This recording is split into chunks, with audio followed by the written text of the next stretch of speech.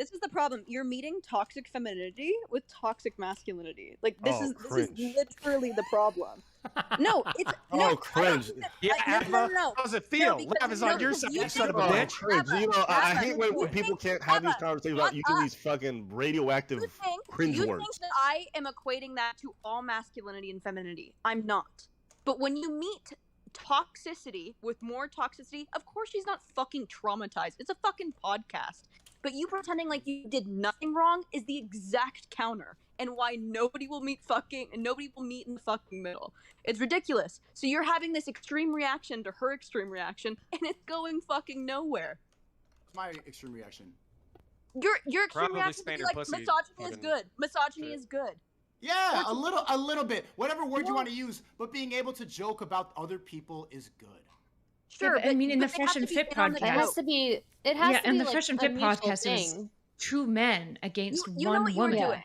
Nico, okay. are you telling me you go in? Are you both sides? It wasn't. It didn't start that way. If your goal is to like deconvert, if your goal is to like deconvert like radical men or whatever, Lav, I'm just telling you, this is why dudes sometimes hear you talk and they say I love women so much. It's not even because they hate women. It's because the case. No. Listen. I just want you to hear. I want you to understand. The reason why I said that was cringe, and I don't agree with it. Okay, you don't agree with why. Okay, I already know what you're gonna say. What am I gonna say? Go ahead, make it. No, go ahead. You have to understand she hangs out with Mac. You heard me say the word. You heard me say the word toxic masculinity and had a fucking tizzy. I said toxic femininity also. I think both things are fucking true. I think you can relax just like the rest of the audience for the shit that I'm about to say next.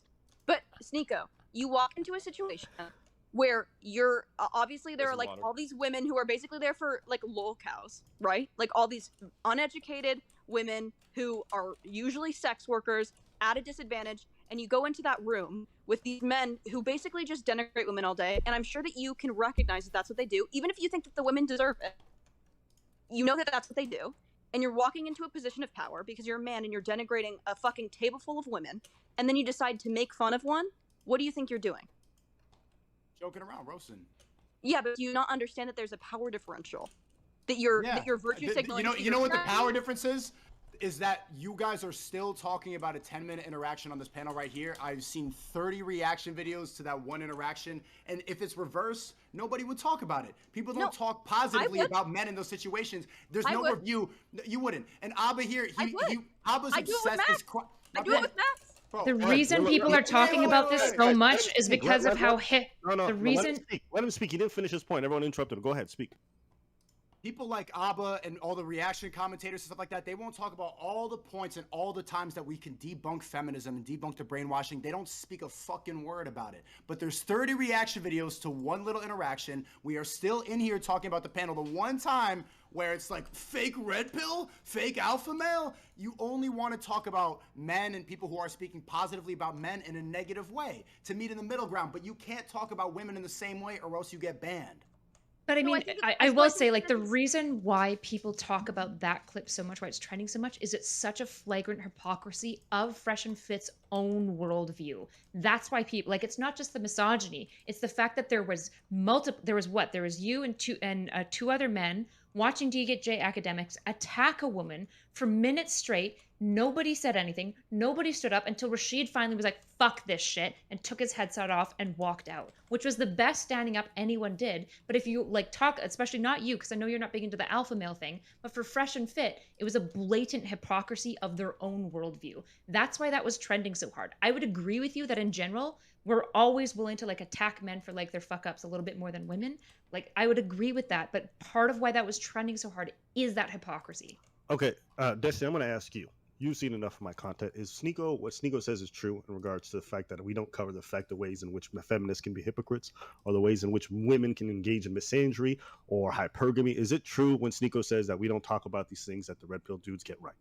No, you do talk about these things, but real quick, I think that the issue is that because I have to leave soon, the issue that's happening is this feels really gross to say.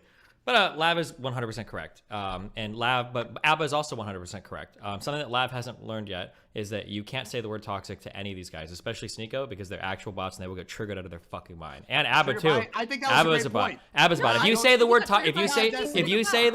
if you say the word toxic, their brain completely shuts off. Abba and Sneako both have the bot. Okay, Lav made a great point. Lav made a great point. The point. Well, let me fit. Hold on, you can't steal it in front of me. What I was gonna say, just real quickly, you are assuming what I'm saying. No, I'm not assuming. I'm just saying. I was gonna say what I was gonna say. Yes. Toxic femininity with toxic masculinity. That's a good point. Okay, yeah, that's what I was gonna say. That if there are some people that are being, I'm not gonna reset it. Yeah, if there are people being really toxic, you can just be toxic back, because then everybody's just gonna continue being toxic, and then we're all just kind of like fucked. Yeah. The point I was making before Live cut me off earlier. Okay, you're gonna get the last one, and then I'm leaving. I can host whoever's streaming right now. Who's streaming right now? All I was trying to say was that in the ways in which a lot of feminists or women engage in these conversations with using these supercharged words ends up turning off a lot of dudes. So when you came to this conversation, Lab, I wasn't disagreeing with the point that you're making. I'm trying to let you understand that when you use these words that have so much loaded history and that to most dudes is absolutely off-putting, you shut them off from the conversation. I'm saying you're being ineffective. I'm not saying you're being incorrect. I'm saying you're being ineffective because they've heard so many other folks use the words incorrectly. That's why Sneako gets charged. That's why I'm saying